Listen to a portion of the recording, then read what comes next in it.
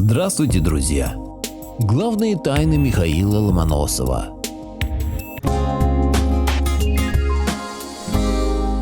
Благодарю всех, кто подписался на мой канал и смотрит мои видео. Ссылка на статью в описании. Один из самых выдающихся ученых, государственный и общественный деятель, первый российский естествоиспытатель мирового значения, поэт, заложивший основы современного русского литературного языка, художник, историк, поборник развития отечественного просвещения, науки и экономики, основоположник молекулярно-кинетической теории Михаил Ломоносов родился относительно недалеко от Коми-края, в деревне Мишанинской Куростровской волости Двинского уезда Архангельской губернии. Может, на основании этого возникли слухи о том, что мать Ломоносова была по происхождению коми, а сам Ломоносов хорошо знал коми-зырянский язык. Михаила Ломоносова можно назвать настоящим русским гением. Он, уйдя с рыбным обозом из родных краев, стал виднейшим математиком, химиком, физиком и поэтом. Как всякий гений, он оставил нам массу загадок. О первых годах жизни Ломоносова имеются крайне скудные сведения.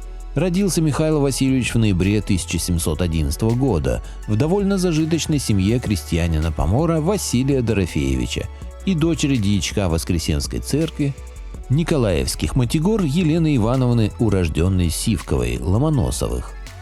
Отец, по отзыву сына, был по натуре человек добрый, но в крайнем невежестве воспитанный. Мать умерла очень рано, когда Ломоносову было 9 лет.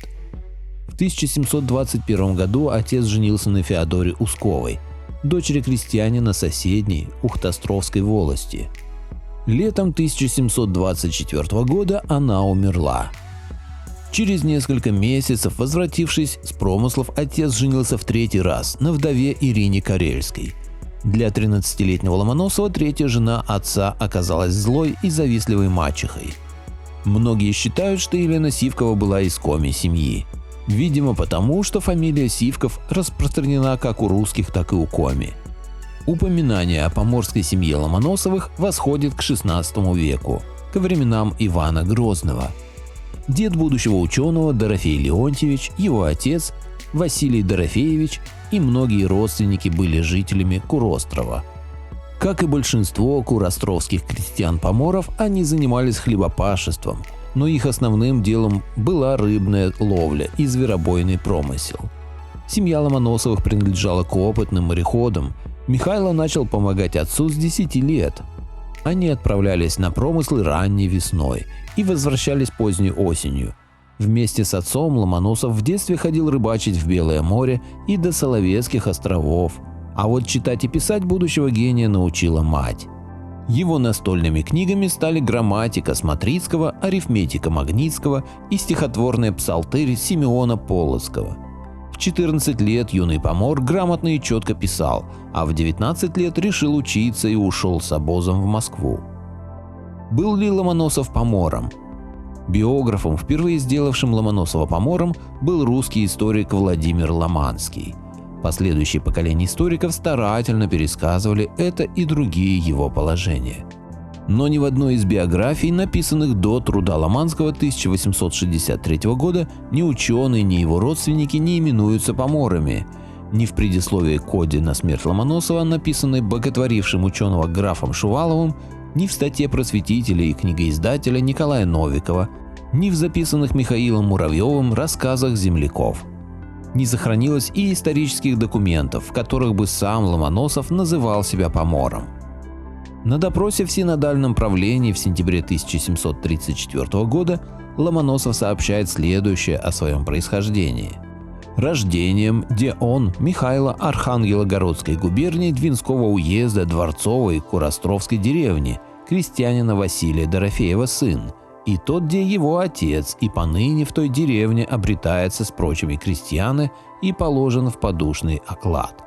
Отсутствие Ломоносова помора при жизни ученого и в его посмертных биографиях может объясняться тем, что поморами в те времена называли жителей совсем других районов Белого моря, Западного Беломорья.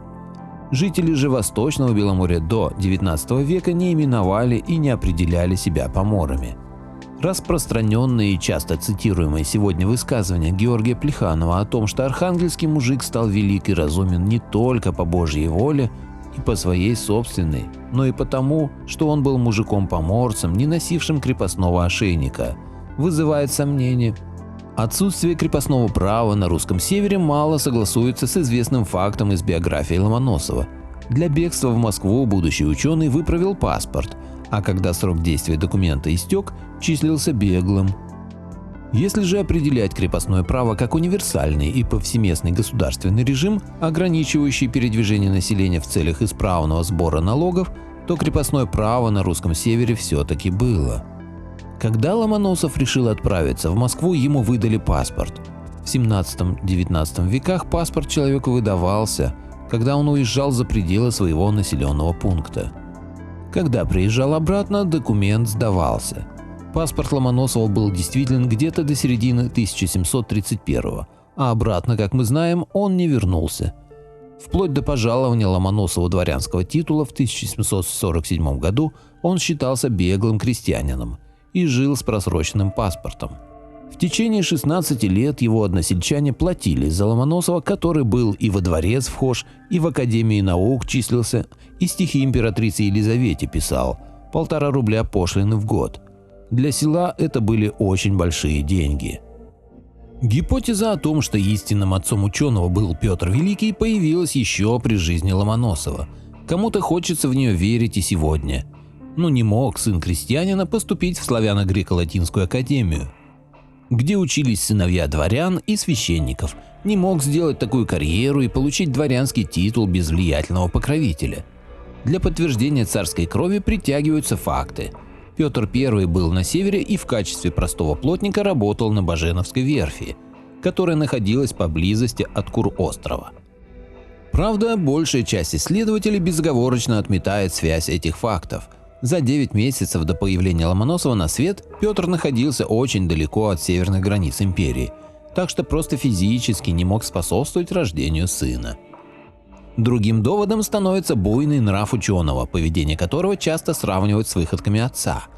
Действительно, Ломоносов не стремился сглаживать углы или подбирать эвфемизмы, говорил то, что думал, доказывая свои умозаключения на практике.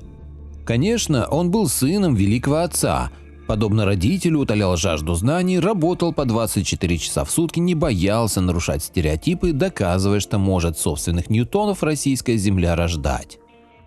Недавно в Санкт-Петербурге мне удалось услышать интересную версию происхождения Ломоносова. Оказывается, его отцом мог быть Петр I. Видишь, как стоят на разных берегах Невы памятники Ломоносову и Петру? Имелся в виду медный всадник. Лицом к лицу. А лица-то насколько похожи, неспроста это, уверял меня коренной петербуржец. Действительно, каждого знакомящегося с биографией Михаила Ломоносова не может не поразить тот факт, что крестьянский сын, став академиком, мог безнаказанно поколачивать палкой своих коллег-ученых, в том числе и иноземных, а также драл за уши малолетнего наследника престола. Первым версию о том, что Ломоносов сын Петра, выдвинул Василий Карельский, давний предок которого и увез Михаила Ломоносова в Москву. Карельский в своих записках сообщает о том, что еще в 1932 году брат познакомил его с рукописью старинного канцелярского письма, из которого явствовало, что Ломоносов есть плод царя Петра I, который посетил Поморье за 9 месяцев до рождения Ломоносова. Матерью Ломоносова и в этой версии его происхождения называется Елена Ивановна Сивкова. В ревизских списках того времени рядом с именами отроков мужского пола всегда следовало указание на то, чьим же сыном он является. Но в отношении Михаила Ломоносова этого нет. На смертном одре Петр I исповедовался Феофану Прокоповичу, главе Синода, в своем грехе. Чувство вины перед незаконно рожденным сыном не давало ему покоя. По преданиям старцев, он велел забрать Михаила из школы староверов и повелел Феофану: «Обучи, владыка, его в московских школах и приобщи его к сану священника или государственного служащего, на что он будет способен». В 1730 году Ломоносова увезли в Москву на учебу. Известно, что в 1741 году Ломоносов приступил к экспериментальным исследованиям в области химии. Материалов, которые бы характеризовали научную деятельность ученого, в 40-е годы сохранилось очень мало. И это отчасти позволило родиться гипотезе о том, что Ломоносов был страстным поклонником алхимии. Если вспомнить небольшое стихотворение Сумарокова, в котором он намекает на занятие ученого алхимией, Ломоносов добывает золото из молока, гипотеза обретает иллюзорное подтверждение. Допустим, что Ломоносов был знаком с алхимией, но эти знания были необходимы ему для того, чтобы заниматься главным делом жизни – химией, и в итоге не только опровергнуть наследие алхимии и ятрохимии, но и сформировать новую фундаментальную науку – физическую химию. Увлеченность Ломоносова алхимией пытаются доказать и увлекательной историей, в основе которой лежит гипотеза о том, что вся жизнь ученого была направлена на расшифровку свитков с текстами мудрецов Гипербореи, которые его отец получил от колдунов-шаманов. Якобы письмена походили на записи средневековых алхимиков, а в загадочных текстах сам Ломоносов угадывал химические формулы. Когда Ломоносов показал свитки Христиану Вольфу, профессору из Марбургского университета, тот развел руками. Увиденное напомнило ему рецепт философского камня. Профессор сказал: «Оставьте это, друг мой, этот труд вам не по силам». Но разве мог Ломоносов прекратить поиск? Поисками философского камня любители беллетристики объясняют открытие ученым твердой ртути и прочие исследования. Незадолго до смерти Ломоносов якобы сжег и свои записи, и сами свитки. Что ж, эта история, пожалуй, может заслужить внимания, но только в том случае, если воспринимать ее как великолепную метафору. Сразу после смерти Ломоносова в его лаборатории с неприличной поспешностью был проведен самый тщательный обыск. В нем не побрезговал принять личное участие сам сиятельный граф Григорий Орлов, фаворит Екатерины. Многие бумаги в тот день навсегда исчезли из архива ученого, и где они сейчас до сих пор неизвестно. И все-таки граф Орлов не смог найти самого главного документа, из-за которого, собственно, и был затеян весь обыск. Что же искали граф Орлов и его помощники? Сказывают, то были свитки с текстами мудрецов Гипербореи. Была когда-то такая страна на месте северо-восточной Руси. Богатое и сильное было государство, с которым считался даже Александр Македонский, а потом почему-то сгинуло, и остались после него лишь развалины построек, которым 9000 лет. Да вот документы, несущие в себе некую тайну, и искал граф Орлов. Разгадать ее и должен был Михаил Ломоносов. Хочу напомнить, что мое мнение не всегда совпадает с мнением автора статьи. Поделитесь моим видео в соцсетях с родными, друзьями и знакомыми. Люди имеют право знать все точки зрения. Всем спасибо за внимание, буду рад вас видеть на своем канале снова.